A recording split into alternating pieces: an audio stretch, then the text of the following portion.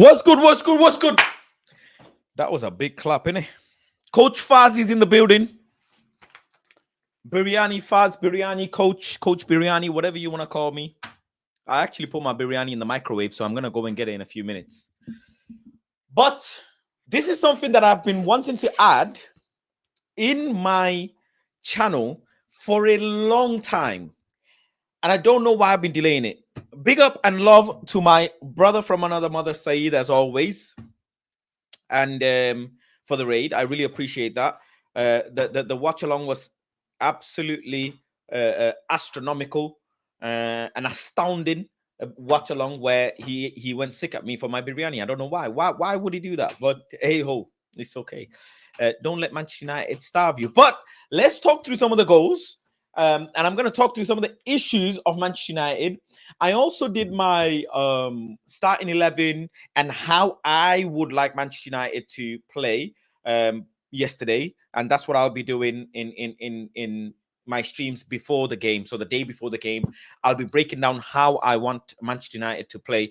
Matchday Guru says, I don't need to. I'm one of the Twitter I just got, so maybe I can. Yeah, just DM me on Twitter. Just DM me on Twitter, or yeah, leave a comment on one of the things, and we'll touch base. We'll touch base somehow. WhatsApp or Twitter. Yeah, just DM me on Twitter. Tweet me. Tweet me as well, and then I can find you, or leave me your app. On a comment on a video, and I'll find you. Big up to Sunshine as well, and everything. I appreciate that. Big up to Ronald saying biryani is life. Yes, it is. Yes, it is.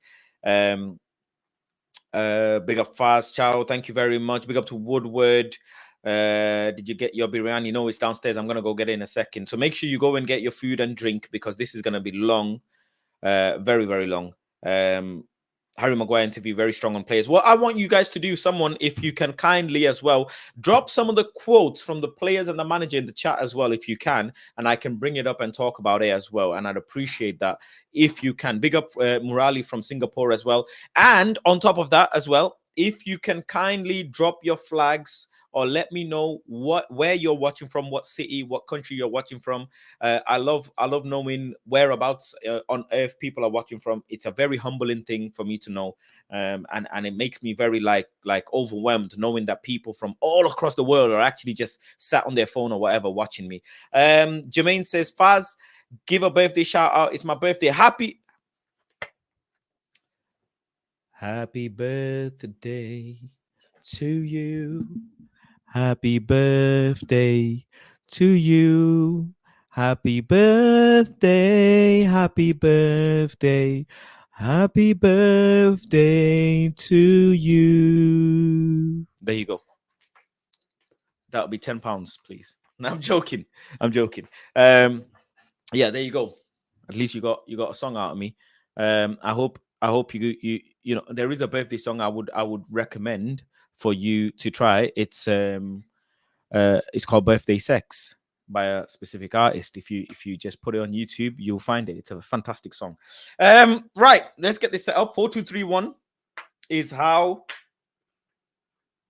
Porto play. So let's get that set up. 4-2-3-1, and we play that system as well. So let's get that set up as well. There we are. 4, 2, 3, 1. There we go. And if you want me to sing that song, I'll sing it as well. Maybe I might start doing cameo where I sing songs, because I can sing. I can make you sing, and I can sing as well. So whichever one you want, I can do it. This is the system that we played, and obviously it some would say it worked because the goals, we got 3 goals. But we ended up drawing, and it's almost like a loss, right? It almost feels like a loss, even though we drew the game. Performances aren't good. We're getting caught out as well in games, and everything is being highlighted, and that's the issue. I think they 4-2-3-1 is what they play, but today I think they were more so like a 4-3-3, in all honesty. Porto. So the green is Porto, red is Manchester United. So we'll stick with that. Let's go with the 4-3-3, right? And we played in a 4-2-3-1. Now the issue Or shall we talk about the success, actually? Big up to Ronald. I will actually send the link after I go past this little bit. I'm going to send you the link. And I'll let some of the members join in. I might actually let some of the people join in as well today. The issue, or the success, actually. Let's start off with the success. The number one success today was Marcus Rashford. Mr. Marcus Rashford down the byline round here. That was really good. It helped. Got 2 goals coming in right this area where he's got most success, dragging in players, and Rasmus going in this channel here, occupying a centre back, and Rashford had the success around these regions. That was good. That was typical Rashford. All good and fine. Everything's okay. Keeper made the mistake. That's not our headache. Costa made the mistake. Some would say we shouldn't be scoring the goal, blah blah blah. But at the end of the day, it's not our headache, right? We took the chance, we scored. Really good.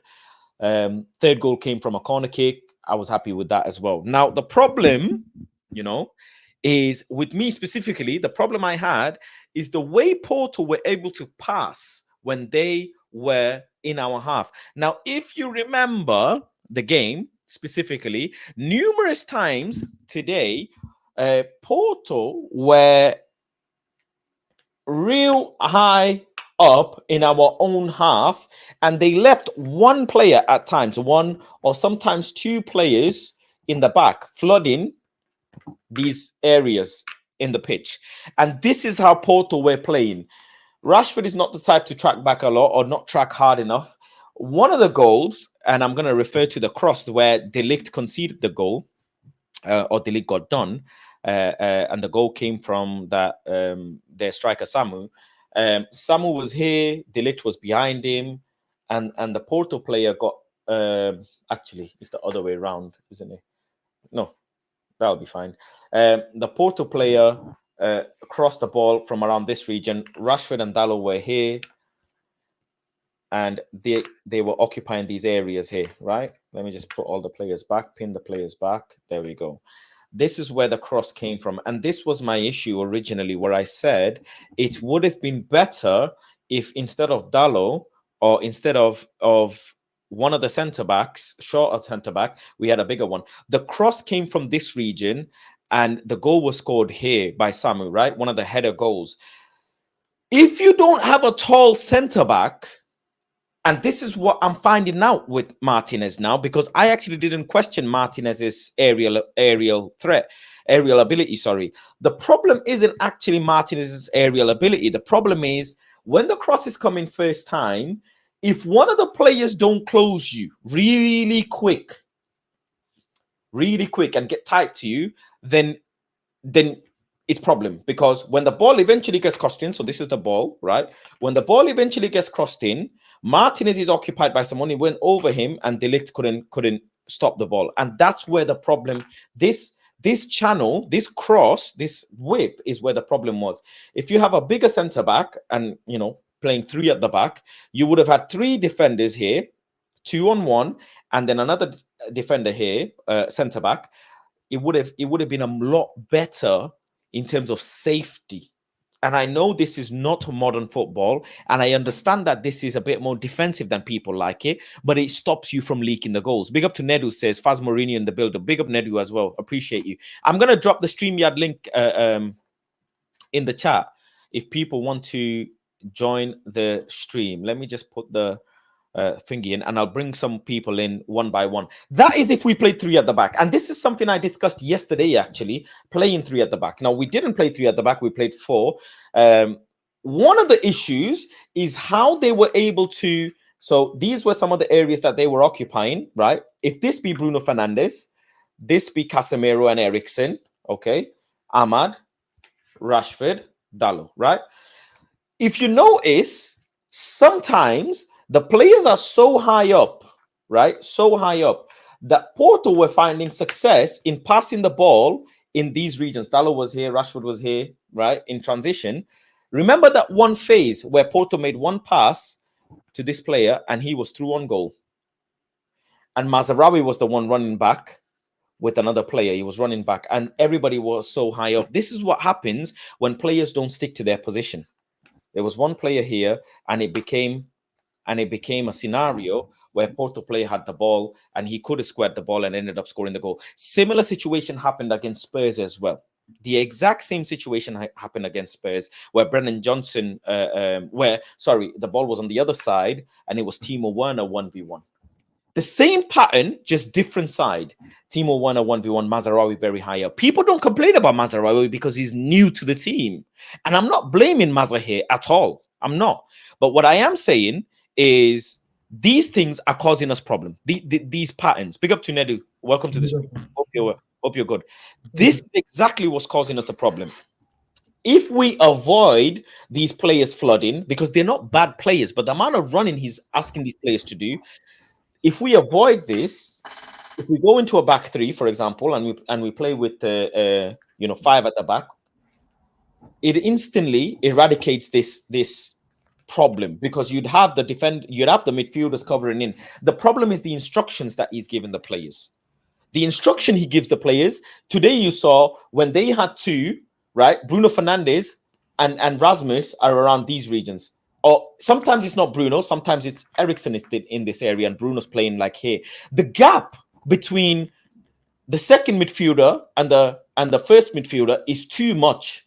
And that's why you have these players occupying all of these spaces and getting so much success. Look at how many times Porto were able to, if a winger had the ball, and he's getting doubled up, the player just passes the ball from here, from this area to the next one, to the next one, to the next one, just keeping us pinned back, because these players are not occupying the areas here, and that is the problem.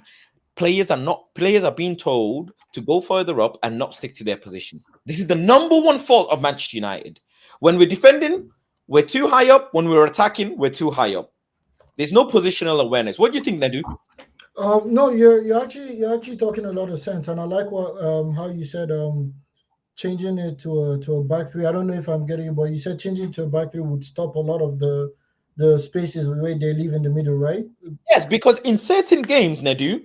So if I go into into one of my, let's say one of my formations, right? Let's say they play in a 4-2-3-1. Any team, right? Let's say any team is playing 4-2-3, right, and 1. Okay, I play 3 at the back, like my traditional 3.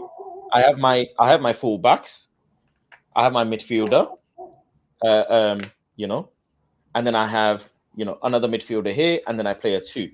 So I play 2 strikers, Xerxes and Højlund, or whoever you play your 2. Rashford. Højlund is rubbish. And then I have my 5 at the back or 3 at the back, and I have these 2 wing backs, covering this area, this channel. Because when you have players running in this formation, anyways, every opposition player will have a man on him constantly. So you look at this for 4-2-3-1. These 2 players in a defensive mode, when we're defensive, right? If we just shift the team up, so they're here, they're gonna be, there you go. So they're building up now, and we push up the pitch, right? What you instantly have is 2 players covering a channel. You have these 2 players covering a channel, and everybody squeezes. This way, look at how the red dot players are squeezing the players in one side. And if the ball is on here, traditionally what happens is keeper passes it to the center back pass it to the fullback, and instantly you have strikers closing in, and you have the team being able to squeeze a little bit. Let's say the ball gets played to the other side, is the same thing. And this way, you're not asking one singular player like Rasmus chasing the ball everywhere. But that's why you even when you're playing a 4-3-3, you have to press in a 4-4-2. Right. Thank you. You have to press in a 4-4-2. You can't play, say, oh, I'm playing 4-3-3 and ask the striker to press 2 players. All the press. What is happening in our formation, Nedu, is we're playing in a 4-2-3, right? 3-1, right? Now the issue we're having, so let's just go into their 4-2-3-1, right? So 4-2-3-1 versus 4-2-3-1. Bruno Fernandez is here with Rasmus. Rashford is occupying around these areas. Ahmad is occupying these areas. You see the instant problem? The instant problem. Look, Dalot is being asked to occupy these areas again, right? And we go into a back three. I'll just make it into a back three, and this is how it's becoming. But this is when we're in possession, though. This is Casemiro's position. This is Dalot. And this is Mazarawi, De Ligt, Martinez, right? And this is the problem. When Bruno Fernandez goes up, Bruno Fernandez instantly leaves this area free Yep. because And then, they're inverting players in the middle. yes, exactly. And then what happens is that Ericsson tries to cover the space. Ericsson may know they try to cover the space that fucking Bruno Fernandez has left, And this and is they leave only Casemiro. that's it. And then Yes. Casemiro This is the single pivot that is left here exactly to mark all of this area. Now, the Exactly. only way you eradicate this, and what Eric does, is he asks, what other players to flood this area, right? You have other players. Rashford isn't the type of player that's gonna run all day and whatever. He's not gonna do that. Once they go past these areas, it's just instant transition for them. Look, this is why you have their wingers always hogging the byline. Their wingers always hogging the byline. And look, we play 3 at the back when we're in defending. And look how many players end up 4 versus 3. How many times have you seen this? I've seen it more times. In fact, even sometimes it's only 2. It's sometimes only Mazraoui or Dalot and De Ligt, because what Martinez does, he overdoes it, and then he drives up into the midfield, maybe to cover the space that's there, and kudos to him. But if you're a defender, what you do first is keep your position. You have to screen the players out, right? But Martinez rushes into it. If I don't know if you've noticed, most times what Martinez does is he tries to follow the striker too far into the midfield. Yep. Because of the space that is left. And then you end up seeing Martinez around these areas, and you see De Ligt here. But it's still, this is where the opposition players get a lot of success because they play without fear. Higher. Yeah, move Martinez higher. Let me show you something. Move Martinez higher. So Martinez drifts, move him a little bit higher. Martinez drifts too far back, leaving De Ligt and most of the time Mazraoui or Dalot. And Martinez is not the quickest. So when all 3 are running back, you oftentimes see Dalot even passing Martinez because Martinez is not quick enough, which is why I tell you guys Martinez has to go. If the manager has his head stuck on playing this way, put in someone else, that is faster, or take out I don't know, or play a different, like you said, the 3-man defense would block that. But would this manager, even if this manager plays a 3-man defense, would he now tell Lisandro that if Bruno because Bruno is always going to move, always going to push up. This is what I'll do. Let's just say I'm Erik ten Hag, God forbid. But let's say I'm Erik ten Hag now. I know that I'm going to play Bruno regardless of what happens. I don't care if he fucks my mom. I'll play him. If you know that he just runs and does whatever he wants to do, what I'm going to say is then I'm not going yes, you're going to act like you played the number 10, but then I'll tell the guy who thinks he's a 9.5, Xerxes, I'll tell him, once you see Bruno push up too much, what you're going to do is take that as a pressing trigger. Now if Bruno he doesn't screen the play, he just runs towards the player. So now Xerxes, drop back, you act as a 10, screen there, and what I'll tell don't. Yep. And then what I'll tell Rashford is hold your position, because what that would do now is if Xerxes screens that number 10, he's already blocking the passing lines. Now he's blocking their CDM from coming to pick up the ball from the player Bruno is running towards. So you're saying if Bruno Fernandez, if this is Xerxes, right? Yeah. And this is their their team, let's say, if this is Rasmus or whoever, if Bruno Fernandez goes past them when they have the ball, if Bruno Fernandez goes past them, he has to come and occupy this space. Occupy there, and then Rashford shouldn't move. Stick to that position, because what that does, it keeps the right back at the back. Yeah. What really happens is Bruno Fernandez goes, Rashford tries to run into where Bruno Fernandez is. Xerxes still stays up top, or Rashford stays up top. The right back has already started running and making a run, which is why you saw the right back in 20 taking us and for jokes. The right back or the left back, they're making runs, and most of the time, when they're already making the runs, Dalot is already trying to come back and block them, leaving the space already, because Dalot has inverted already, mind you. Dalot has already inverted. Now he's trying to run back to cover the player that Rashford should be covering. He has left the hole, because anytime Dalot inverts, he's already our best midfielder automatically. Now he's trying to catch that player. Rashford isn't running back. The space is in the middle. Martinez is following the striker who is pulling him out of the play so that the right back can keep moving. Eriksen, he's not the quickest. Eriksen is trying to cover the hole that Rasmus Højlund and Bruno Fernandez has already left. You're leaving Casemiro alone. Casemiro isn't the fastest player. Eriksen isn't the fastest player. Martinez is gone. De Ligt and Maduari are busting their ass to get back. Dalot is busting his ass to get back. Meanwhile, the right back is already free. Their striker is free. Their number 10 is free. Maduari is focused on the right back. De Ligt is focused on the striker. The left back, their left winger, their left back is free too, so they can just cross it and score. That is how Tottenham scored the So one of the issues. Faz, quick question. Yeah. Were we not pressing under Ole Gunnar Solskjaer? I'm leading to something, hence I ask you this question. Okay, go on. I'm asking you. That's the first question. Yes. In terms of shape? Okay. So, riddle me this, right? Because we say Eriksen has no legs. Factually correct. Is he faster than Pogba? Pogba was faster, right? Pogba was I wouldn't say faster. I mean, Pogba probably a little bit faster because Pogba's taller. They don't look fast. That's why I said his strides are longer. I hear what you're saying. Why I said strides are longer. That's why I said somewhat. Matic, I think by far equivalent to Casemiro's speed. Okay. Probably roughly.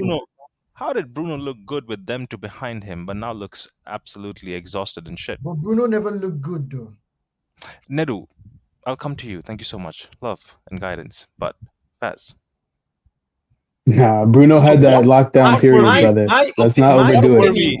My response what would be doing different. My response would be that the instructional things that he's getting now is what's costing Bruno more problems or making Bruno look more bad. Because if a nine is here, why is Bruno Fernandez my 8?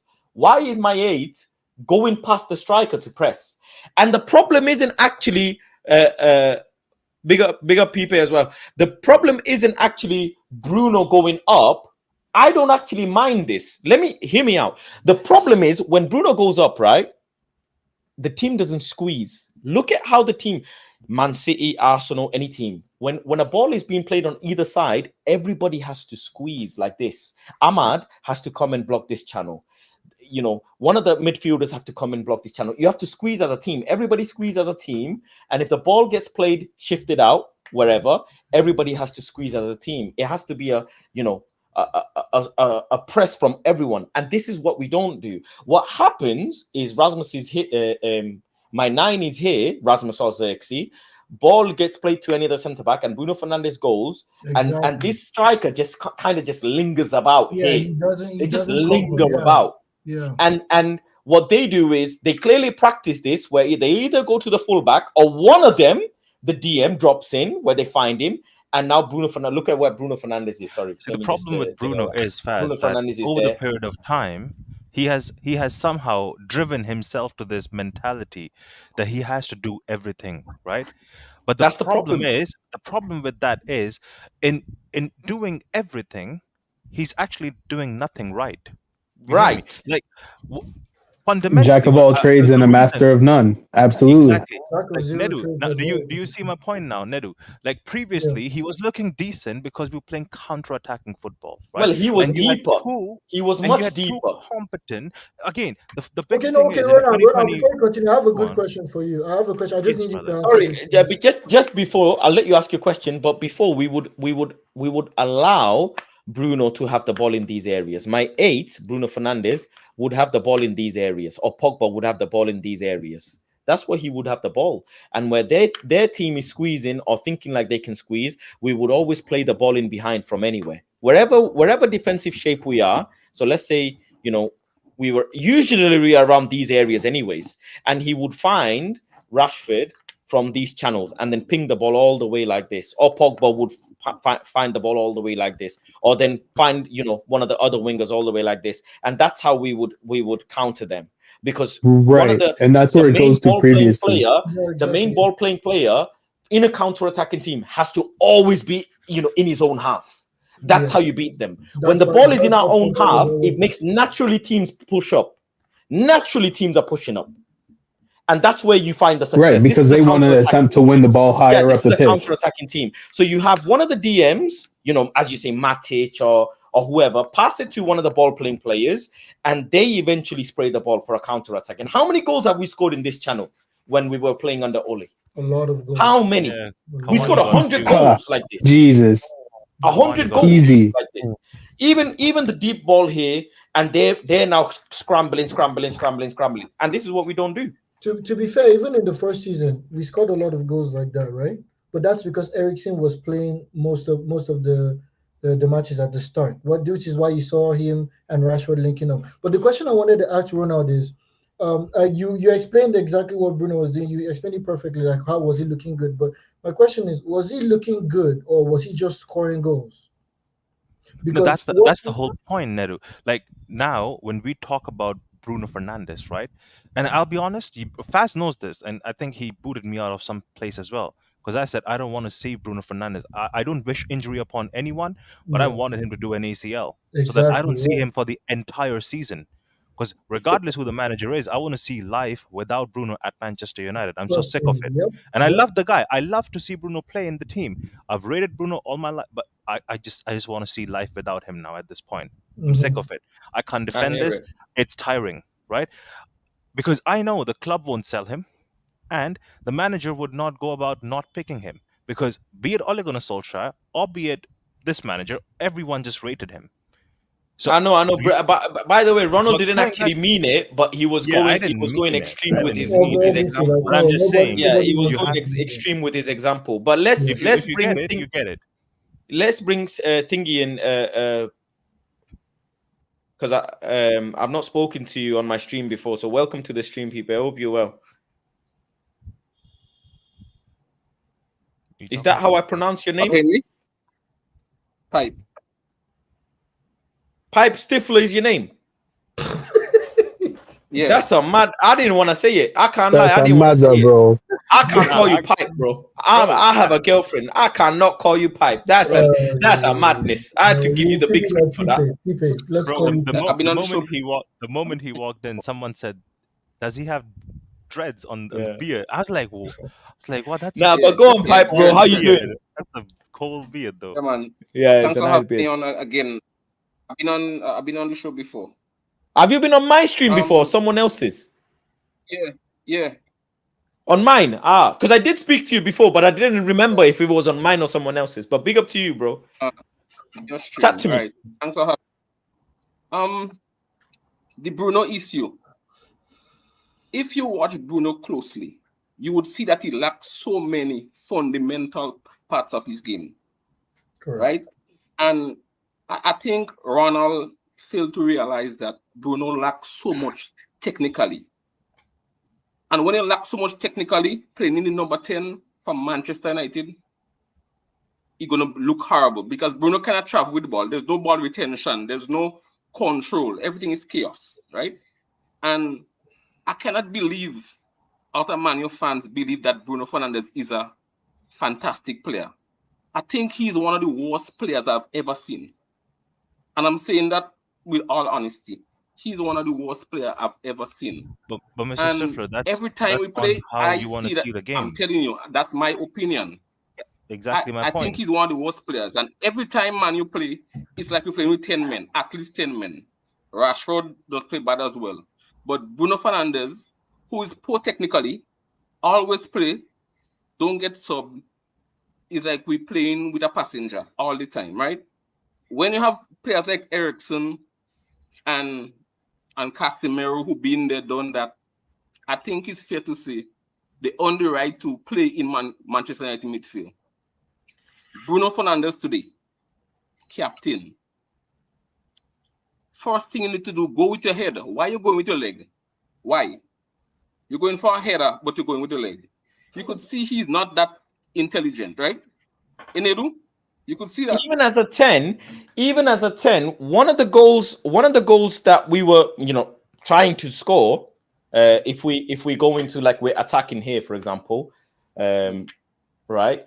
Bruno Fernandez, the 8, is ending up here, where he got the yellow card. Now make it make sense. Bruno, But whatever the cross is coming in somewhere deep. Bruno Fernandez is there. I don't understand how you make that make sense. Bruno's average position was higher than Rasmus Højlund last season. How does that make sense?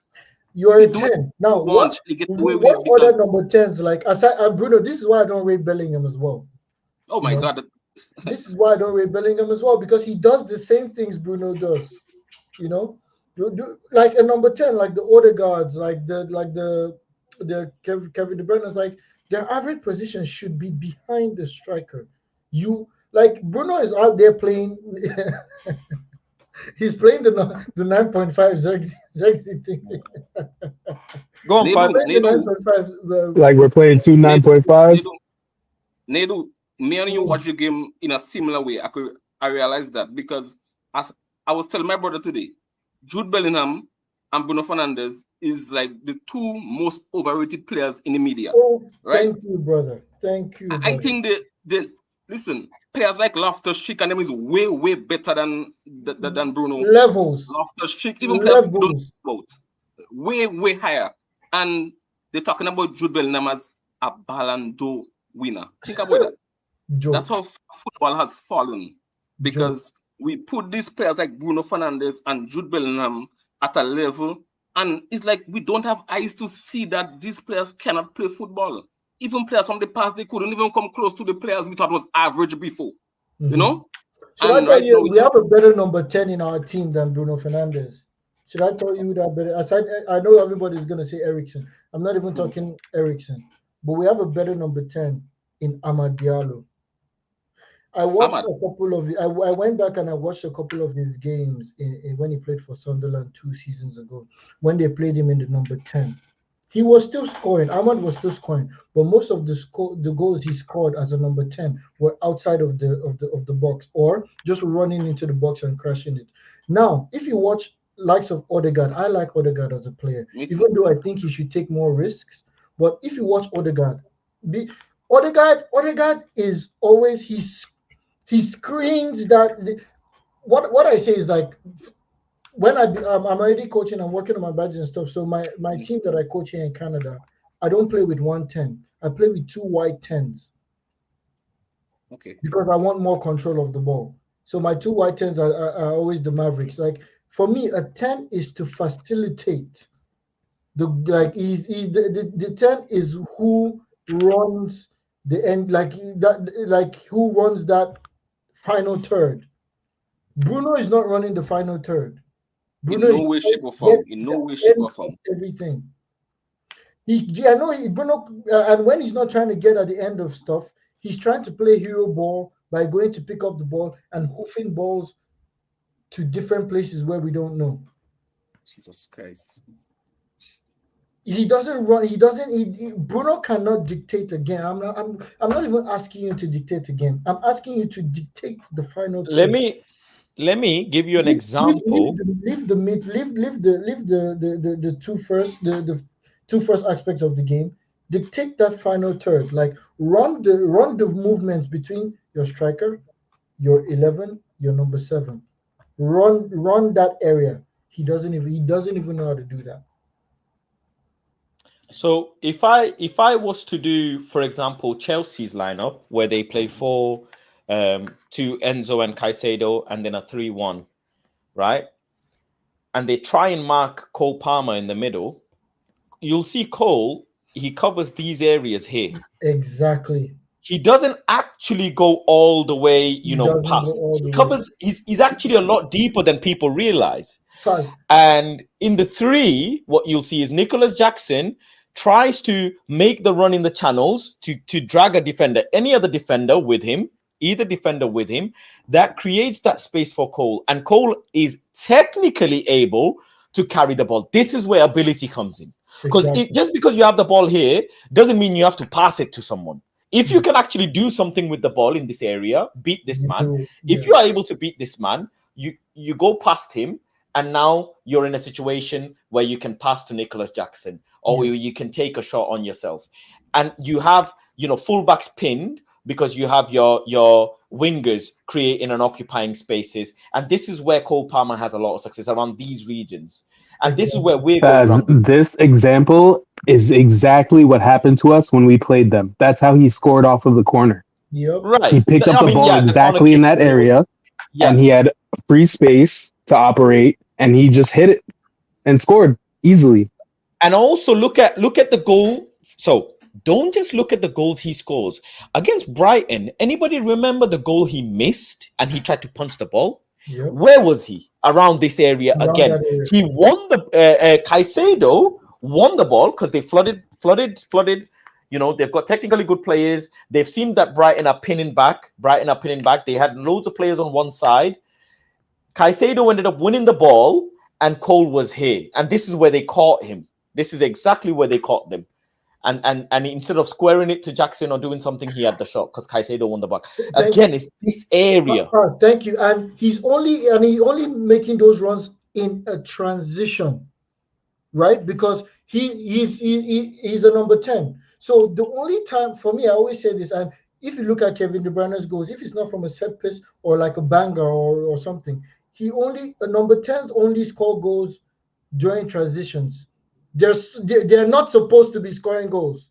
If your team transitions a lot, your number 10 will score, which is why I'm going to bring it back to what Bruno said again, why I'm telling you that Bruno was never a good player. Our team was just a transition team. That's why he was scoring more goals. Yeah, but the thing is, Nedu, the reason why I said what I said at the time is because all the attributes that you're asking Bruno to do, we already know he can't do that. And Pogba was doing all of those. Pogba was doing all of those things. Rubbish. So deploy Zexi. Let me complete though, right? So see, Xerxes, I'm not sure. I hear you when you say Ahmed Diallo, right? Sancho was another example who could have done that thing. Yep. Not too sure how much it would last. Xerxes, I don't know. Maybe it would. It would be a good fit to be in that role. But Ahmed Diallo, I hear it. And that's why I said what I said when I said it might be an outlandish take, but I just want to see life without Bruno in the team. Some people also... Sorry, go on. No, go on. You wanted to see life without Bruno. I mean, that's basically, just so you have sample size of how we play, how we can play without Bruno. I hear it. But we'll see. But this is how Chelsea overload a team. This is Jadon. What Jadon does when he receives the ball is he holds it. He doesn't there's no first time pass always. There's no easy pass always. And that allows one of the fullbacks to overlap him, and when the overlap comes, he drags a player. What this does is it helps their team squeeze players into one side. You see Caicedo or Enzo go into these areas to receive the ball. He squeezes. And this is where, again, Cole Palmer, he remains in this area. He remains. When the ball is played to a different player, they always try and see if they can find Cole Palmer one way or another. And then they start flooding the box. And Cole, remember that pass that Cole made to Jackson, the first time Jackson? Again, where from? This area. Deep. Yeah. This area.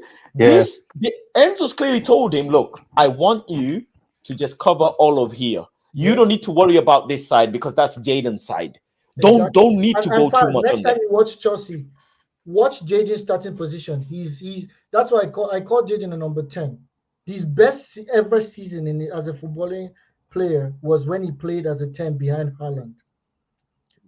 Chelsea don't deploy Sancho as a left winger. Sancho hovers around where the position you say Palmer is at. That's where Jadon is. So they create a box midfield where it's Palmer, Jadon, Enzo, Caicedo.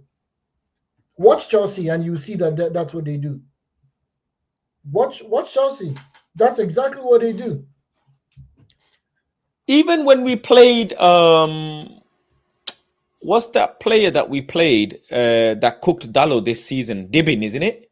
Diblin, yeah. Here, right?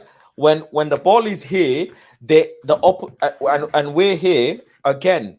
Dibbin is finding himself in 1v1 situation because the defense is so bothered They flooded so many players. It's like teams almost play in a way where they'd never played before. They play with extra confidence to go forward. Exactly. I don't know if you guys have noticed, because when I watch, highlights of other teams and I'm watching them their games, the way they send players forward, and you find if Red being Man United, right, how Dibin is in a 1v1 situation with Dalot. And then this is where, by the way, where he collected the free kick, remember?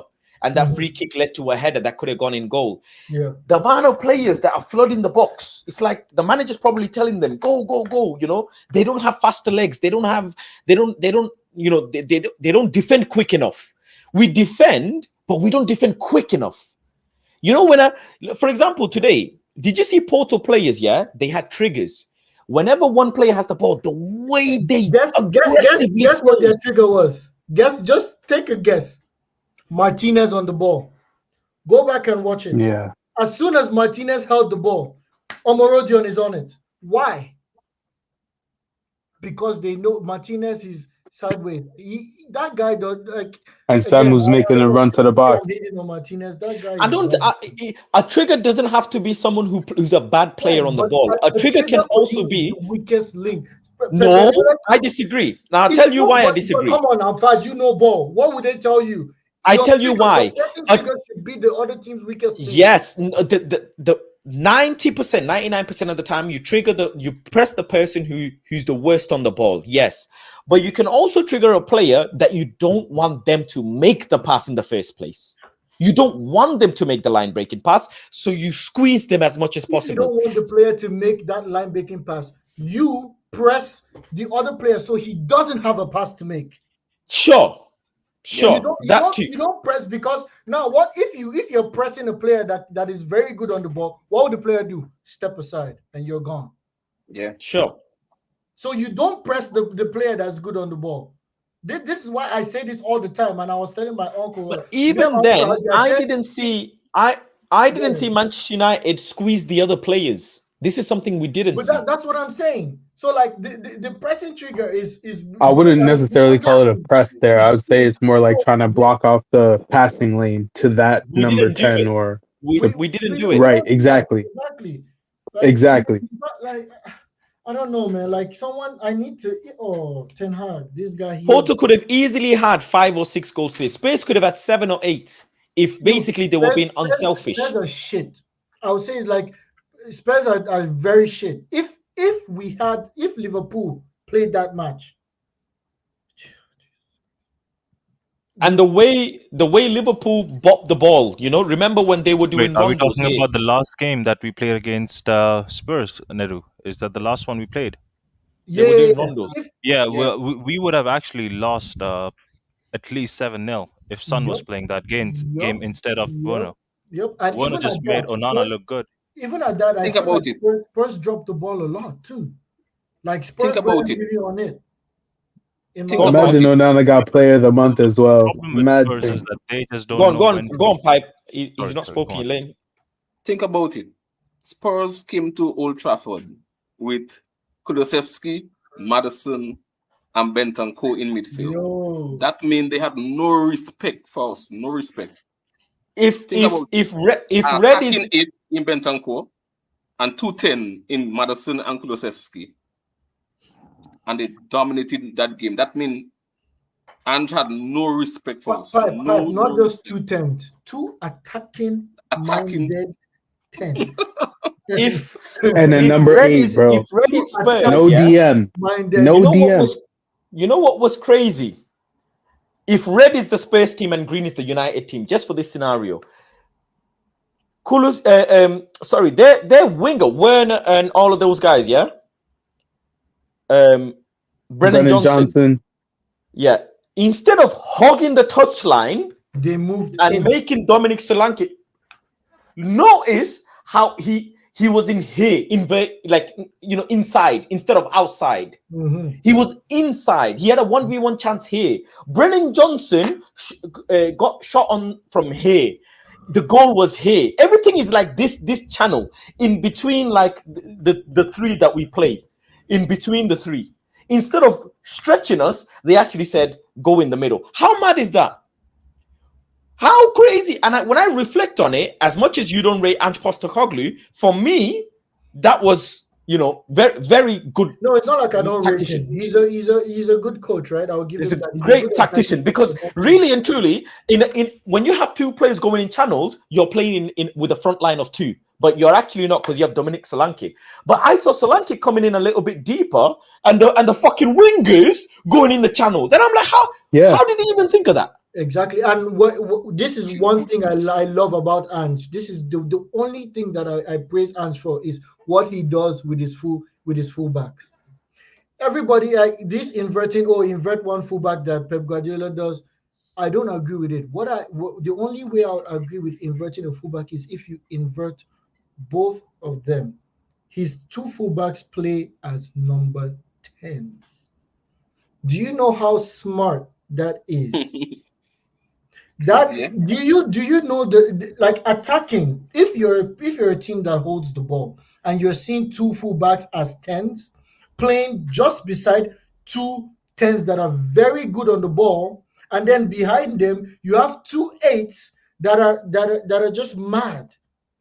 That is a press. That is a movement that defeats a lot of teams. Now, why I don't like Ange is coming back.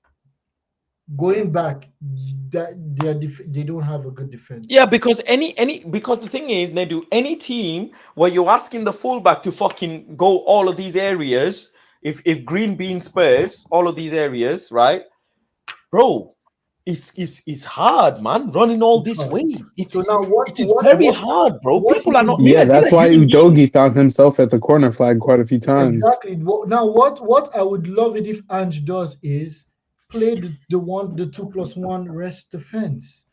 Busuma drop in between your Van de Ven and your Christian Romero, but he doesn't do that. He's just this new modern football. New modern football, it's very physically taxing, physically demanding a lot. I love simple football. I enjoy simple football, but I don't get it why they're doing the whole, like, I don't agree with the whole inverting, but I will agree with it because Ange does it the way that I see it's best. Because if you're a team that holds most of the ball, like, attack to the fullest. But like, why can't fullbacks be fullbacks? Why can't wingers be wingers anymore? You know what I like? They're doing too much with this modern football, and I blame Pep Guardiola for it, honestly. Like the modern football, just Cruyff was who started it, but honestly, like, it's pissing me off. That's why I like Marco Silva. His fullback do what fullbacks do. His wingers do what wingers do. His number 10 does what. That's why I said, give me Marco Silva. Like, anyway. Whatever happened to two center mids, man? You know, almost like a 3-1-4-2, or 3-3-2-2. Yeah. You know, it just allows these players, one of these players, and this is a very awkward formation, some would say, right? This is a very unorthodox, old school kind of formation where your fullbacks, you're asking. But I'm actually not, in my opinion, I wouldn't ask the fullbacks to attack more. I wouldn't, because it would be these players that would be going out wide. And when these players come in, you have every player around the midfield to be able to squeeze them in this area. Your defensive shape stays your defensive shape. And I wouldn't ask my strikers, for example, just to stay there, just to stay there, because eventually one of them, it's like that 9.5 that you call the Xerxes. This would be my Xerxes. Really and truly, it wouldn't be my Bruno. My Bruno would be here. Yes. Bruno and Eriksen or whoever would be here. Ugarte or Casemiro would be here. And almost like at times I would start the game without an Ahmad, without a Garnacho, because right now, anyways, I want Manchester United to stop leaking goals. To really, can we go 45, 55 minutes, where we actually control the game? Then you don't play Bruno. That we control the game without having the ball. Can we control a game without having the ball? No, can we control the game when we have the ball? It's only a few managers that can do that, like even in this system, for example, if I played a 3-2-3-2, let's say, right, you could certain players in the middle, the Brunos, would have to come in and defend into a 3. You know, and then you can go into bringing 2 players where they're defending. Now you have 5 at the back with 2. You have real protection here for your centre Even your backs. players are falling. They don't even agree with you. Your players are falling off the table. But even your defense has a lot of all of these half spaces are being defended. You know, with 5 at the back, but they're not doing this. This is what I would rather do, and I don't mind leaving one player up front because my Xerxes would be around here. You know, Xerxes will be good on the ball anyways, and you have that extra player to cover all of this area. Really and truly, this would have been my friend. Why would you not play Amad Diallo instead of Xerxes? Where? It doesn't matter. I can swap them. No, it doesn't matter. I can swap them. No, like I would start with Amad Diallo instead of Xerxes. It doesn't matter. Yeah, that's fine with me. Amad Diallo and Xerxes should be on the pitch. How are you in terms of the front you'd have Xerxes 4 here, in that system? Here. You'd have Xerxes here. You'd have Amad here. Yeah, you've got your Casemiro and then Rashford on the left. My Eriksen. No, there's like I said, I'm not playing all the wingers. Some of the wingers would be on the bench. I'll play Eriksen. This would be my Eriksen.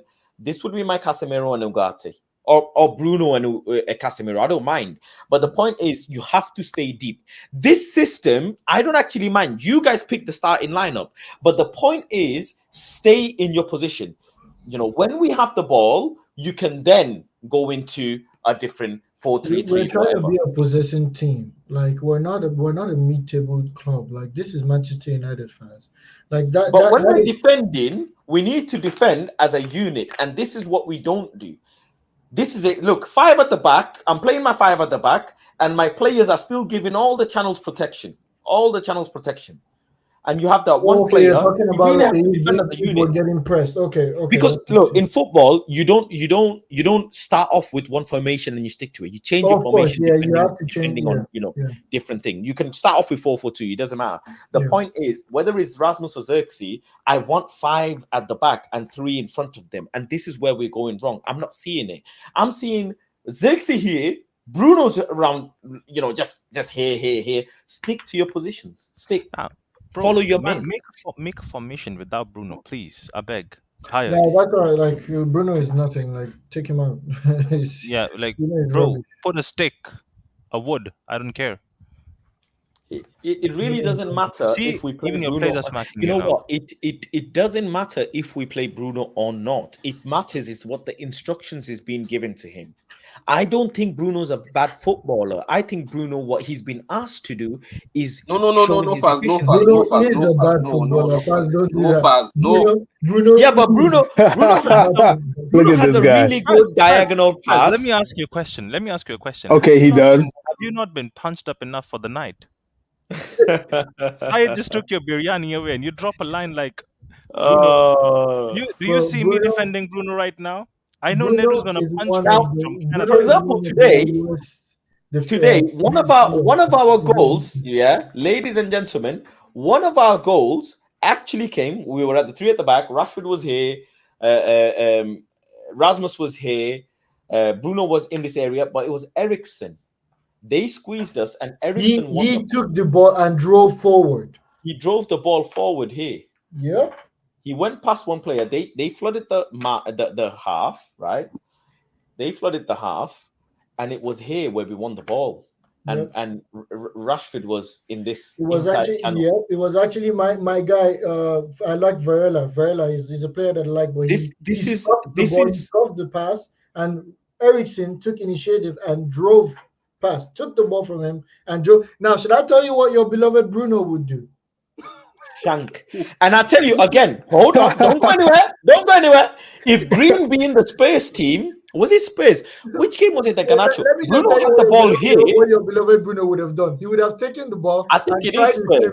Pass to Amad. Hold on, I think it is Spurs. I think we were in a scenario where Bruno won the ball, right? And Garnacho, it was in a 3, and Garnacho ended up winning. He was like, hey, Bruno won the ball. And instead of carrying it, Garnacho ran all this way. Instead of carrying it, remember that face, Nedu? Instead of carrying it, the man fucking shakes it. He's got fucking yards of space to carry the ball. He's got acres, bro. yards. He's won the ball here. It's like they've choked us at this point. Everybody's back. He tried to give a Trivela pass to He's won the ball here. It's like 2 centre backs. That's it. Nacho's gone. He went on the outside as well. Oh my God. The defender's going with him instead of carrying it here and pushing the team forward, making everybody run. Oh God, and you say he's a good footballer. Like Bruno, bro, it's the decision making. It's the decision making. Nedu, you can't question anyone on their choice. I'm sorry, but you can't. It's the decision making. I like Bruno. That's how I like my football. I couldn't care less how anyone else likes their football. Give me 1 second, guys. I'll be back. Yeah. It's just like a food. You guys keep talking.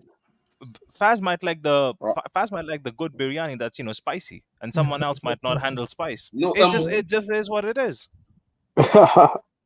Ronald, go on, Stifler. Please go ahead, bro. Bruno, Bruno, the thing is that you shouldn't listen.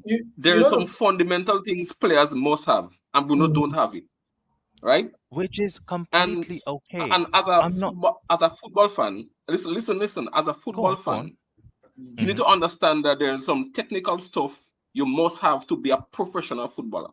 I don't know how Bruno reached this far. I'm surprised he reached this far as a footballer because he's missing so much. Remember, they said our scouting network said Bruno loses the ball way too much. If you're number 10, and for no reason, you're playing against us at this point in time. And that is why, Nedu, I said Bruno needs to go. He needs to either hold the bench or be on a red card. Yeah, he had to bring that out, man. It just looks microwaved. I can't even lie. And I know what a fresh biryani looks ready. Like. Okay? Yeah. So that one is not fresh. That's microwave. I want to go back to the point as made about Chelsea. I was listening for a long time. And today I was thinking, and I'm a bit scared of Chelsea. If Chelsea happen to get Jack Grealish to play on the left and Sancho on the right, with Cole Palmer being a goal scorer and get a striker to score goals, it will be a wrap for a lot of the big teams. I mean, Man City. You can't be saying things like this. You don't put it in the word. I don't want it to happen. No, you know what? Listen. You know we got. Yeah, if they had someone a little more serious. Imagine if Chelsea got Olise. You have 2 wide 10, so you have ball retention, everything in the final third. 2 wide 10s. You can't play the football we're playing when a player who's the crucial player in the team is not technically good. You can't. Baz, you can't. Why you think our right back and left back cannot attack? There's no ball retention from Rashford up there. So what happened? Rashford get the ball. He just dash away with it. But then what's the difference between Rashford and Grealish, Pipe? Grealish have ball retention. I'm asking you because... Can you just call him Mr. Stifler instead of Pipe? because Grealish does the opposite, right? Mm-hmm. Exactly. And you need time. When you're attacking in phase, right? You allow the left back and the right back to come up the field. Rashford and Garnacho, they give Dalot no time to come up the field. Now, I can't lie. Next game, I want to see Dalot. And then I want to see Dalot back. To stay at the back. But then that's a part of the reason why they say that Marcus Rashford can't play without Luke Shaw, because when Rashford had Luke Shaw running in behind to lay the ball off to, that would create the time space. Ten Hag, or I know your name, Woodward. Rashford would play well if you just put a contract on the table. Okay, that's the simple it. That's how it is. You put the contract on the table, you increase 10. Throw a band at him. He would give you a goal. Even tell you guys, even the first season where you guys next game, I just want to see. World Cup, he was rubbish. Next game, I just want to see Dalot going right back to his position where he's comfortable, and Mazraoui play left back. I just want to see it for the sake of it, for my own peace of mind, because I was told these 2 guys can switch, can play both fullback positions, right? So I just want to see that happen. If that doesn't work, you have Martinez. If that doesn't work, try something. I just want to see Ten Hag. my only guilty pleasure right now is for the next few games, I want to see Ten Hag cornered into making decisions where he has to go and think outside the box, where he has to be uncomfortable in making those decisions. Ronald, do you know what beats me the most is that how do you last season do you like Dalot was so good at right back that you had to play Wan-Bissaka as a left back. Yeah. And then this Yeah, yeah. season, Mazraoui comes and then you move Dalot to left. It makes no sense. I think that the few games he played as a left back, Dalot, he actually did well last season. He Of didn't do course, of course. amazing, but he did do well because obviously the standard is just lost. Standard is at NHS right now. So whatever you have, you work with it, right? So Dalot was doing good. Right now, I'm just seeing him getting peppered and cooked, and we don't have options right now. Yeah, and let me ask you a question, why? Yeah, and I'm going to build up to something. When we go into a back three, name the 3 players that stay in the back for Man United. The 3 players that Name the usually 3 stay is right now. Mazraoui, Dalot, and your guy. Martinez. Martinez. I have Yeah. I have seen Martinez, Dalot, and Casemiro. If In the Casemiro's on 3, the pitch. okay, you've seen that in a 3. But that is when Dalot inverts. That's when Casemiro. Yeah, Right. that's what I'm saying. If Casemiro's How many playing, times in the course of Eric Ten Hag era in Manchester United have you seen Dalot be in the back 3? I've actually seen it last season when Luke Shaw, Very whenever few. Luke Shaw plays. Luke Shaw But is the very player that few. overlaps. Very The few point times. is very Yeah. few. Is I'd because rather because have him Dalot in is the top 5. constantly the one being asked to go in. Yep. Yeah. And this is the problem, bro. Just But you know, Faz, I look, can't lie. these I are would human rather have him beings. go It in. is so hard, bro. Every game, twice a week, and train. It is hard, man. It is. He doesn't get subbed. Bro, try watching Evans, Faz, I hear Maguire, you, and but then- AWB in a back 3. Faz, I hear you, but then I would prefer him to go up there because I know he could cross a ball, and if Bro, he needs to I'm take a shot, tired. he can take a shot as well. Bro, I'm tired. I hear you. I You're am tired. tired. You're not the only one tired. Other people You're are playing tired me as well. every game, bro. I'm tired. I know get You're it. asking me You're to not the invert only in one, every though. game. Even not the only after one, he is asked Dalot to do all that running, most of the time Dalot is the one doing the goal line clearances for us. Now this season has been Mazraoui though. Not This really. season. Like Dalot has done a couple goal line clearances for us. Even at Yeah, Fulham. I'm just saying this season. Yeah. That's what I said. He's This asking season. a lot from the guy, man. He's asking But way too much. quick from him. question though, Faz, Nedu, Mr. Stifler, pause on your name, my guy, and Ten Hag. I don't know why his name is Ten Hag today, but if Euro comes back, yeah, if Euro comes back, who do you think he's replacing? Is it Martinez or is it Dalot? Martinez Ganji. It's Martinez. Gan. But watch this foolish manager. Just either he benches Euro or he benches Dalot. Forget. I'm just saying, like bro. By the time Euro comes back, he might not even be here. Right? Okay, if he's not here, it might just be Martinez Rude or someone else. I just have one fear. I just don't want that fear to be true. But Faz knows about it. I tweeted that. Faz has seen the tweet. He liked it, and he said I was cooking something, but I knew it was dead food. It was not good thing. I don't want to He ever wants see it. Ruud van Nistelrooy and Ole Gunnar Solskjaer to manage together. Wait, I never said I want that. I said I don't want it.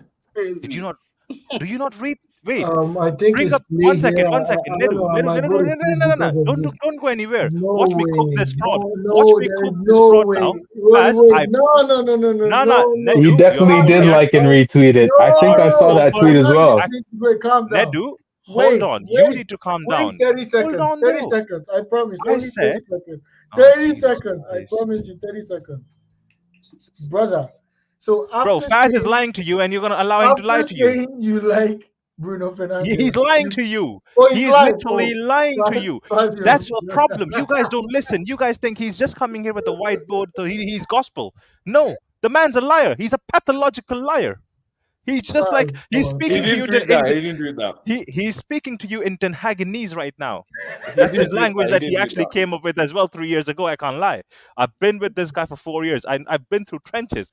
I said this management would bring Ole Gunnar Solskjaer and Ruud together and try to sell you that story from the past again. I don't want to see that. I do not want to see that. Ineos ain't doing that. Ineos ain't doing that. With them, I don't know. I don't know with them. Sorry. Ineos. Well, we saw today that the Simeone Inzaghi rumor that was floating around for a second is Can false. I ask what's going on with Dalot? Faz, you lie once, and the whole chat was about to kill me. You know. No. I was laughing. They knew. Bro, What's going on? What's going on with Dalot, man? What's wrong with him? He's been our best defender.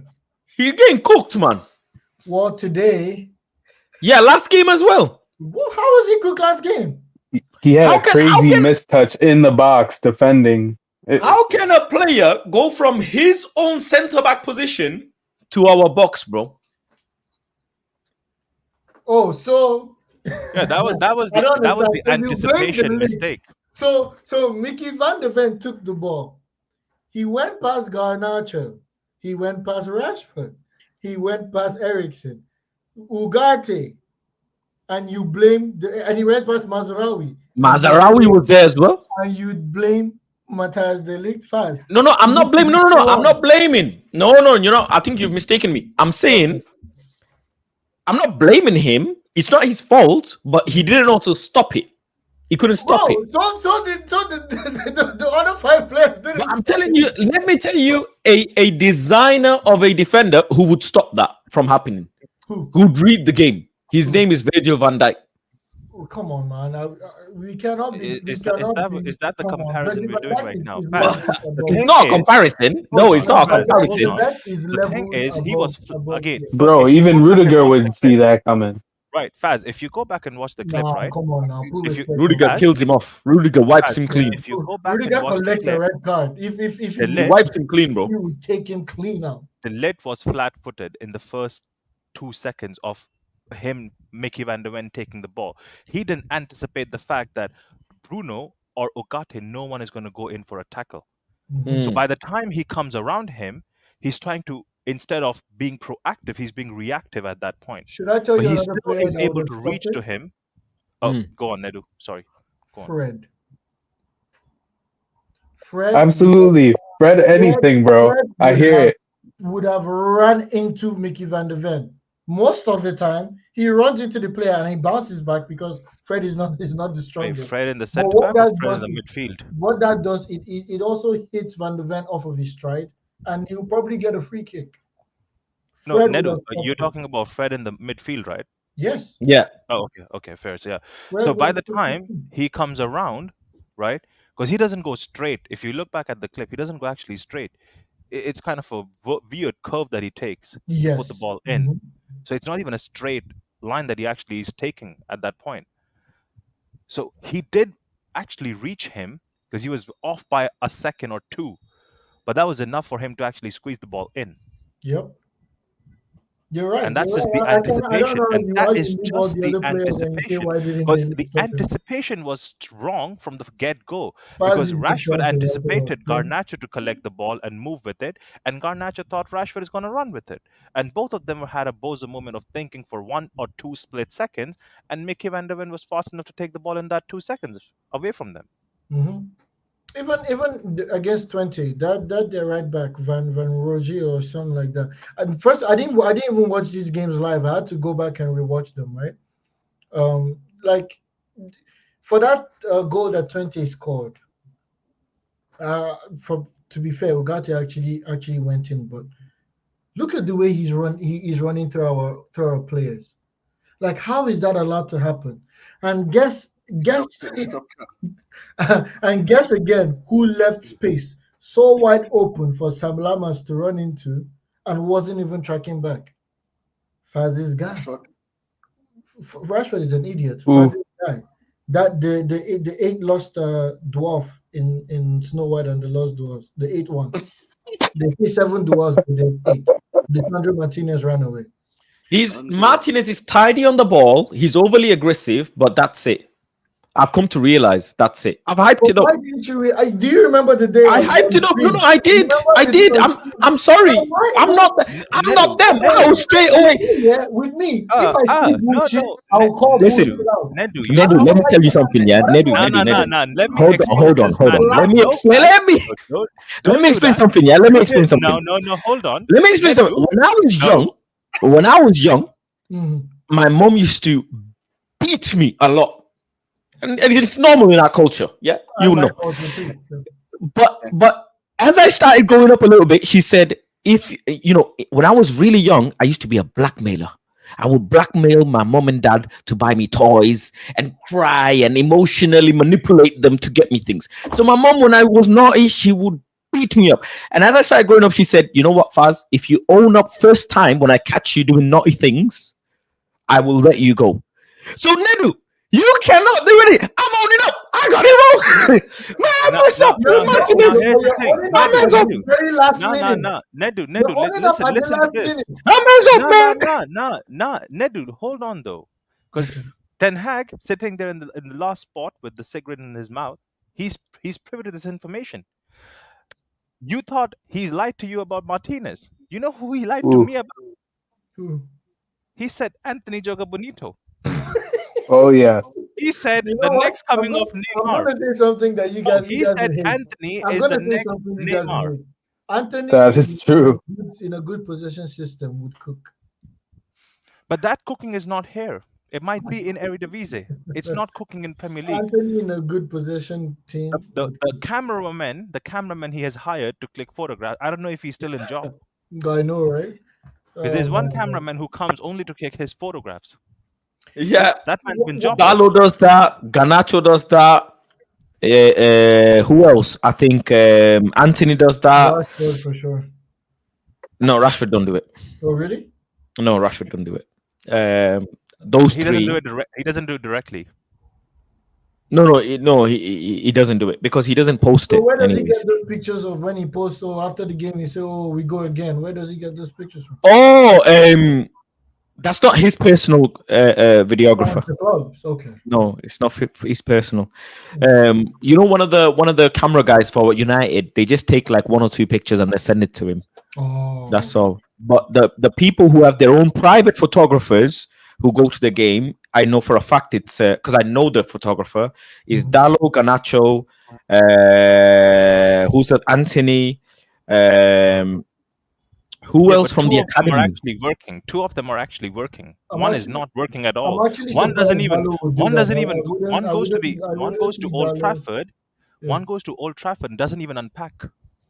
He doesn't. For me, look, I'm in a very difficult position with this because Nedu will probably understand as well. I understand what these players are thinking and what their mind is processing. So I have that bias towards players. I always will do. The more I'm around them, I understand the bias. Yeah, but the pictures and stuff like that. What if it was my friend doing it? What am I gonna tell him? Don't do it. I can't. At the end of the day, they're making millions of pounds. They're looking after their family and they want to enjoy themselves. And I get, I look at it like this: if that's what makes you feel confident on the pitch, I'm with it. As long as it doesn't affect anything, and it actually, players dye their hair because it makes them feel. It makes them feel something. That's why they do it. And if it makes you feel something, sorry, our fan base calls it out. Remember what happened? No, I don't do that. I don't do that. If you enjoy it, I don't care what you do with your. I love players expressing themselves. It's important. Excuse, guys, hold on. That is why I said our fan base. I never said Nedu, Faz, Mr. Stifler, or Hag. Individual. No, I said our fan base. There are people in the fan base who don't like such things. Because I don't know how it is a problem of a guy having any kind of hair color, bro. I don't mind it at all.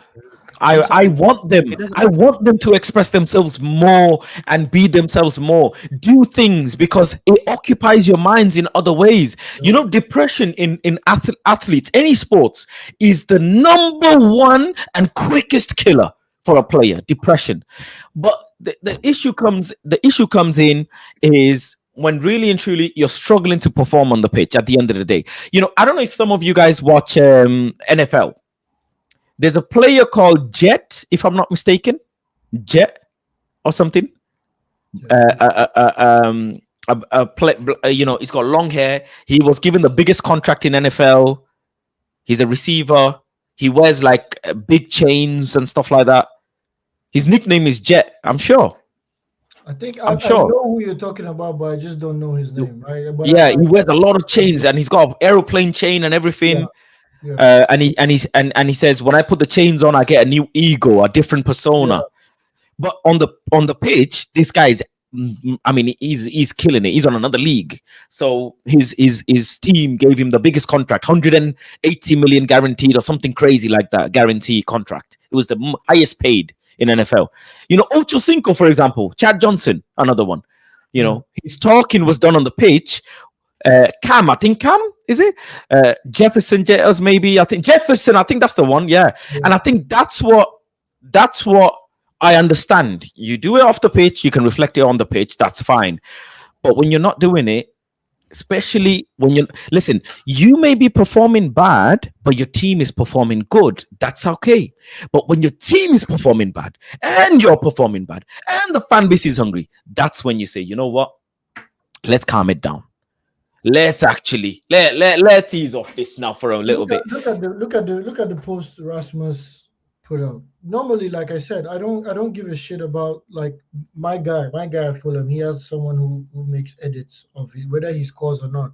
Somebody does edits of his games every single game, And sometimes when he posts them, I call him out. I'm like, look at you didn't even score assist, and you're posting an edit of yourself doing one dribble. You know what I mean? But I don't care what they do. Like, enjoy yourself. Neru, I'll be honest. For Rasmus to do that, because I hear it, because I saw Faz actually something like that. Like when I opened it up, and I was so disappointed because Zexi was there, hyping him up. Like I'm like, come on, man. And then I saw a comment under Zexi's comments like, read the room, read the fucking room. Yeah. But the thing is, I hear you guys saying read the room, and I kind of. Obviously, I agree with you guys. However, the disconnect is, and this is where I feel the disconnect is, that people like, because Rashford also did a post, right? He did a post, and his post was actually reading the room right, resonating with the fans. That I might have achieved something personally with the goal and everything, but you know what? We drew the game. For these guys who just came into the club, right? Because Rasmus came in last season, and he is not privy to what kind of an atmosphere and expectation the fans have. Him doing what he did is more like not just reading the room, but you're not culturally there with the fan base. Facts. You don't really understand that this is not, because yes, at Atlanta, what you did right now with Porto might be big, or might be like respected, or the fan base is not gonna headhunt you. What over here, if you do this, you're gonna be called out.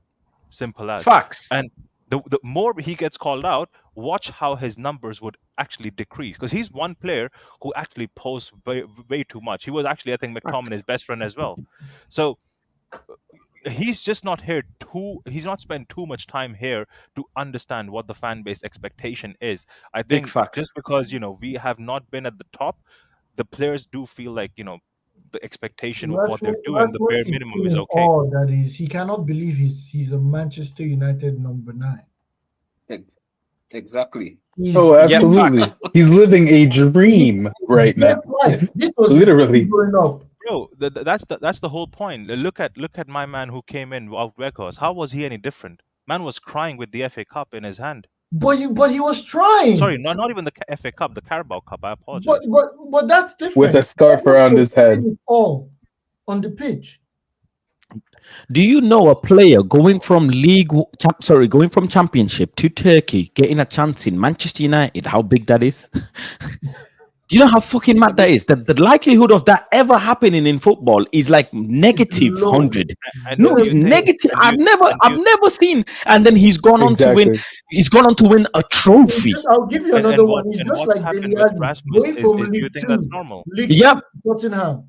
Faz, what's happened with Rasmus? Do you think that's normal? No.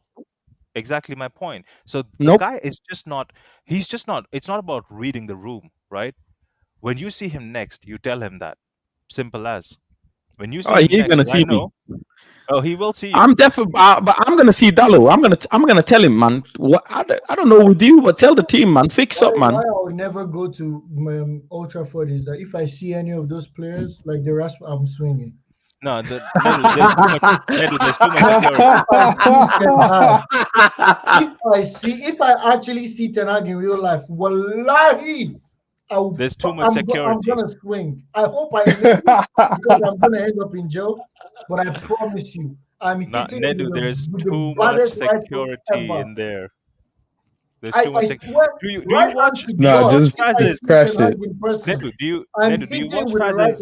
You know the Dubois blow that made Joshua twist his arm, giving Ten Hag that kind of.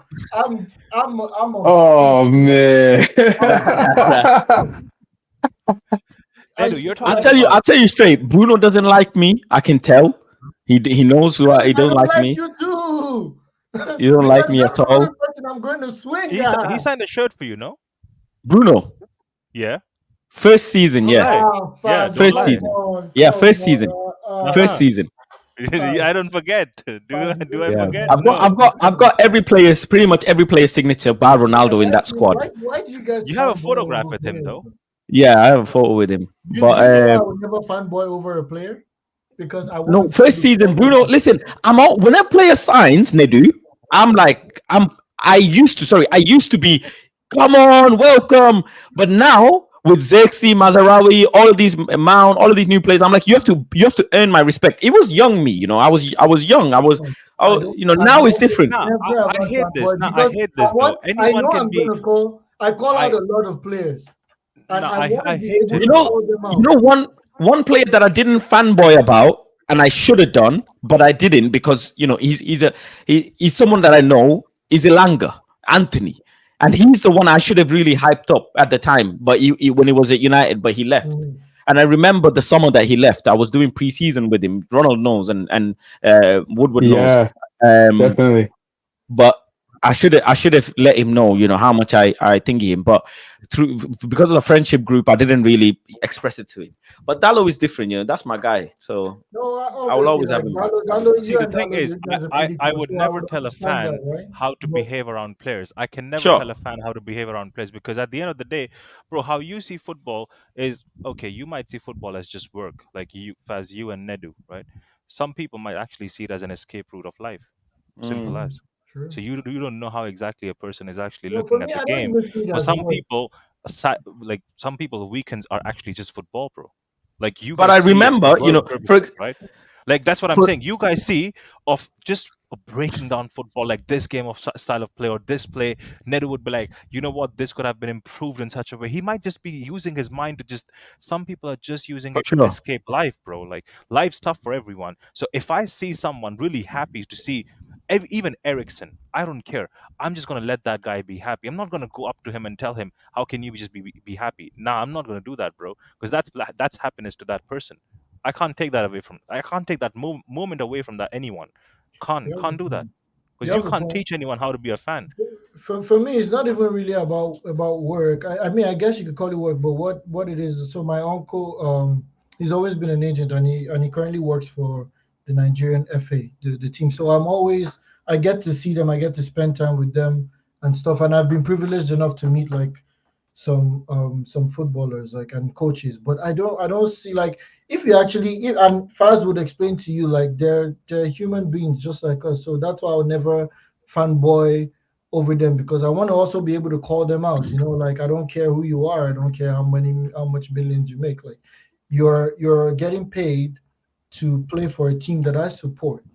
If you're playing rubbish, I'll call you out. You're playing rubbish. What we fail to understand sometimes. Just get the autograph first, and then just tell the person. What we fail to understand sometimes, and I'm going to be very honest, is sometimes what we don't realize because we're watching it from a fan perspective and a fan vision, is that players can get tired, bro. they can get tired. So that's why they may be not taking a player on. That's why they pass in the safe pass. That's why they hoofing the ball instead of carrying it. And these things we just don't consider. Maybe in one of the plays, someone stood on their toes and their toes hurt in. It's so many minuscule things. You play Sunday league, and I coach a Sunday league team, and sometimes. Some Sundays, my players would tell me, "Yo, I can't come. Like, no matter what you do, I'm not coming because I'm tired." And that is just playing once a week. And yeah, that's the whole point. To play every 3 days. Of what you're saying, right? But Faz, sorry. When you play for Manchester United, there's no excuses. This is big Manchester United. I don't want to hear you're tired. On the pitch, I don't care about you're tired. I don't want to hear that. If you can't take the fire, stay out of the kitchen. It's big bad Manchester United, and I think what killing those players is the PR. They're trying to force things on us what we're not seeing from them. You've seen Rasmus in the gym. We don't want to see that. We want to see performance. It doesn't apply for Dalot. It doesn't. The rondos you were talking about, Faz. Staying out of this kitchen because Ten Hag is throwing gasoline into the fire. Yep. Ten Hag is pouring gasoline into the fire. Faz, the point you were making about being tired, right? I hear that point because at the end of the day, I remember when Eriksen went through what he went, right? Because Eriksen went through losing life on the pitch, partially or practically, kind of, but he still came back. He still has, Tony Stark settings in his chest, and he's still playing. I'll be honest, I used to actually question why the man hasn't actually gone in for a 50-50 for the last 1.5 years. I used to question that a lot. And like, you should just question, like, I haven't seen him win a 50-50 or go in for a 50-50 tackle ever in United shirt. I haven't seen that. But then, after 1.5 years, let me just land. After 1.5 years, I actually saw one of his interviews, and he explained what he actually has to go through. I think you saw it too. The video where he explains what all things he has to go through and the rehabilitation of coming back to the pitch. And I understood. And I was like, you know what? I can't question that. Because one thing goes left, the man's case is done again. It's a bust case for him. So he is doing what he does best, is creation, but he's not going to be that Ogate midfield kind of a player who's going to put a leg into a tackle or just going to put him in dangerous position himself. Facts, yeah. So I understood that after hearing an interview of him talking about it. But before that, I was just like a fan, but why is the man not doing this? Simple as, he should be doing it. He's a United player, no? No, but I wasn't like that because I cannot. If I would go as far as asking you, when have you seen Eriksen jump into a 50-50 at Tottenham? Never.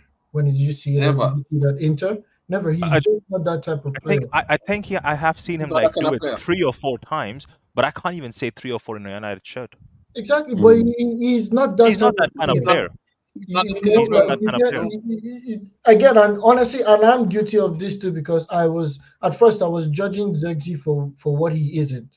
I wanted him to do things that he's just not that type of player. But and I think you have to say that for Eriksen as well. He's just not that type of player. That's why I say Eriksen is a 10. He's not an 8. But even at playing at the wrong position, he's still doing better than most players would. Why? I'm not gonna judge him for that. I don't care if he died and he resurrected, but he's just not that type of player. Like the man just called him Jesus and said, "I don't care."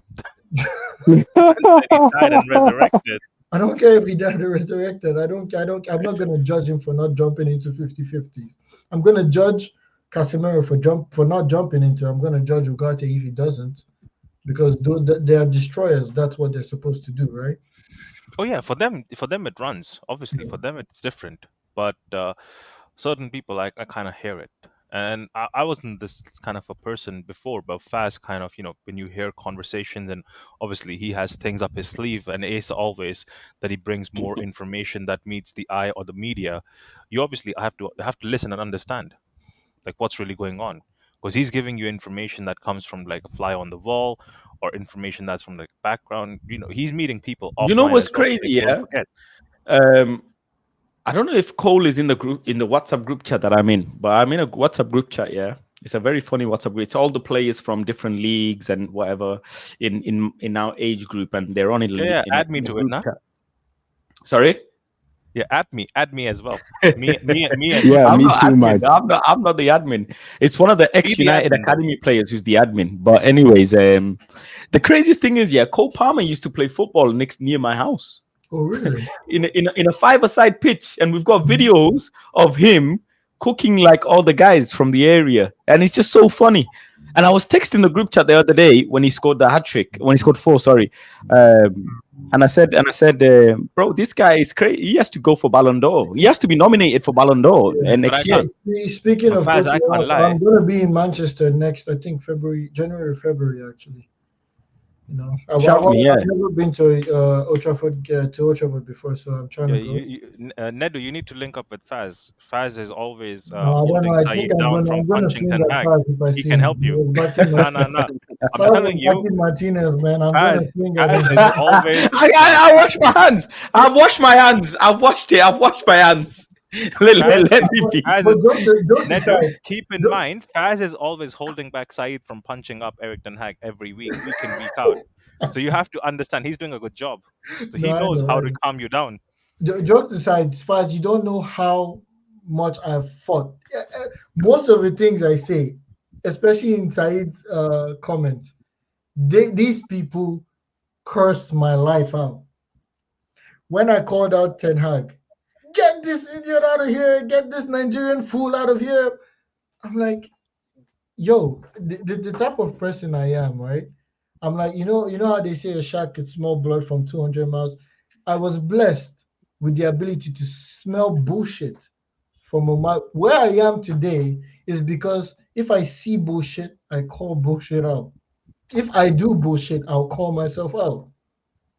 So when I see, like, we brought in this, and I was so surprised because I was watching the game, right? And I wasn't really on YouTube at this time, but I was watching like Rant and Saeed and stuff. And I was actually watching you on Starfish's channel. Thingy. Yeah, and I'm just like, why everybody hyping this guy up? Am I the idiot here? Like, do you know what I mean? Like, they're overhyping everything this man is doing, and I'm like, hold on here, let me tell these guys that we're Manchester fucking United. We cannot accept this mediocrity. So I took delay it was the first time ever doing this because I'm not a social media person. I hopped onto Saeed's watch along, and I said, hey, like, I don't know why you all are, Ten Hag this, Ten Hag that. I don't think he's good enough. He needs to go. God, this, get him out of here. Now you're seeing this. Nedu, what should a person do who has been gaslighted into liking Ten Hag?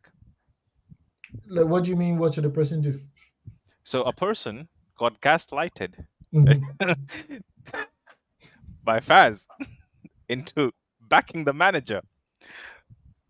You know what? Another allegation against Faz, we'll take Faz to court. Bro, Faz, you have done more harm than good. That's on the good side now. I remembered another one. This guy likes McTominay. Oh, he loves McTominay. Now, you gotta get out for that. You gotta get out for that, man. You gotta get out for that. Bro, I saw a video. They say Scotty, McTominay, Scotty. They scoring goals, man. McTominay. Answer to God. Nedu, there's one more. Nedu, there's one more. Marcel, Ty, all of you have to answer to God. Nedu, there's one more, and it's more criminal. So you see that guy at last, Ten Hag, right? Mm-hmm. That's Woodward, my guy. He and we both have a video of Faz, okay? Mm-hmm. Now this is Sunday. Man's done. You see the lights behind. Yeah. Those lights also do a all colors, multicolored thing, right? Mm-hmm. Man's doing Martial in dance. And then 1 week later, he's cussing him out like he's injured now.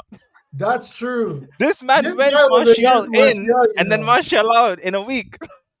I've done a lot of crimes, man. Listen, on that Faz's crimes, they're adding up to the amount of Ten Hag's crimes at this point. on that bombshell. I can't lie, though. I recruited Faz to Martial FC. Thank you all very much. Faz Bin Laden. But that I have blood on my hands. Let me wash them. No, Faz, no. But that also tells you about you as a person. You don't stick to just one opinion. No, man. As new information comes across your table, as new information comes across your table, you evaluate the situation again. You're just not sticking your head out saying, "Oh, back the players." Because so I agree. No, Nedu, but the thing is, there, like for me right now, I'm just confused. There are some people who like, I'm just gonna back the manager, or some people I'm gonna back the players.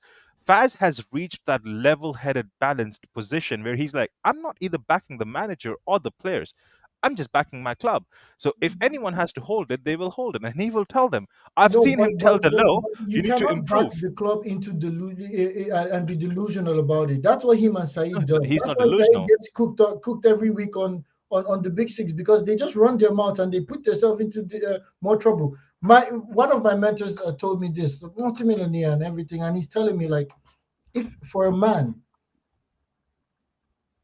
it should be hard for a man to make a decision on something that will impact whatever will impact the future, and it should be harder for him to change his mind on it. Why are you all changing your minds every fucking week?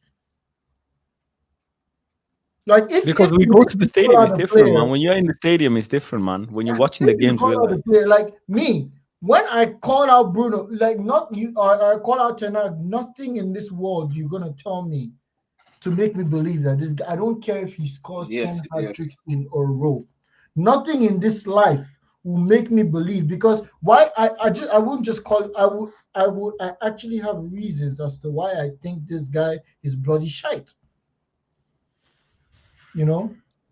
I don't like the whole flip-flopping thing. I get it, you're a fan and everything, but I don't like the whole flip-flopping. And I told Rance before too, Rance flip-flops as well. Man said it's a different course for different. Rance also flip-flops. Yeah, listen, it's natural, man. You don't wear the same underwear every day, do you? You change your underwear. You change your underwear every day, man. You don't change the brand, though. You don't change the brand, though. You just change the color. Okay. I wear it's different, but it's still the same underwear. I'm just changing it to a cleaner one.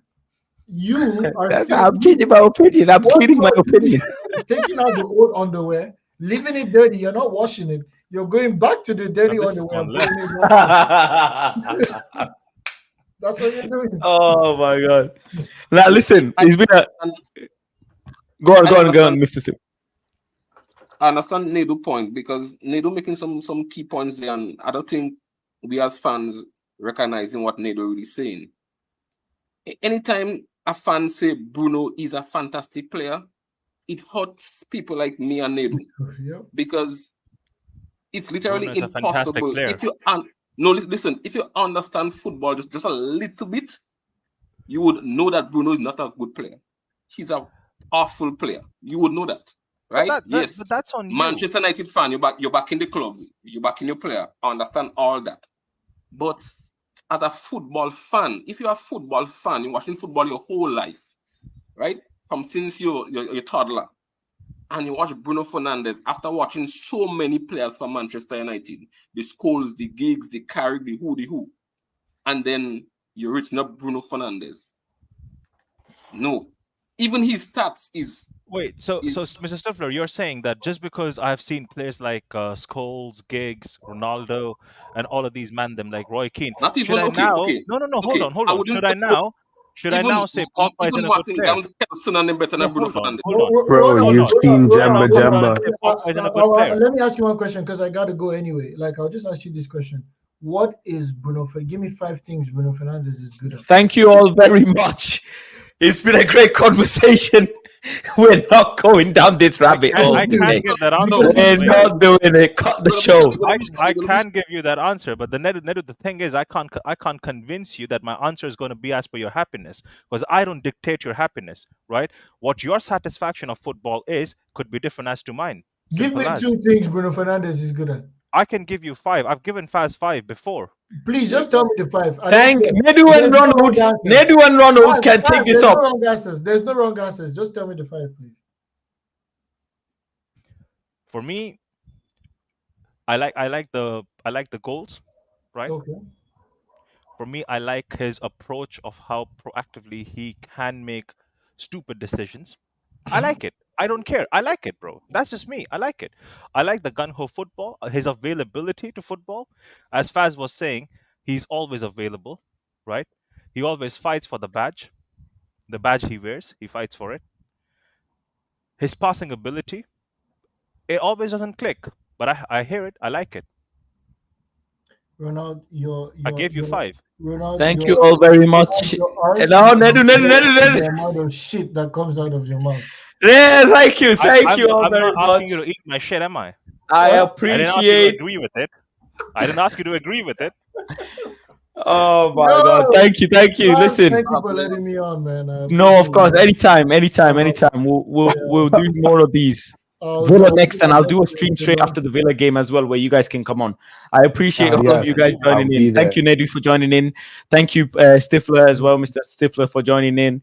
Thank you, Ronald, and thank you, Woodward, as well, for joining in. Appreciate you all. Make sure, if you haven't, subscribe to the channel if you enjoyed the show. I'll be doing more where all of you guys can join in, as many as I can get in. And Villa next. Let's see what happens tomorrow. We might get a Fabrizio Bomba tomorrow. Let's see. Thank you all. Take care, people. I love you all. Peace, love, and guidance. And I'm out, man. I'll catch you on the next one, people. Love.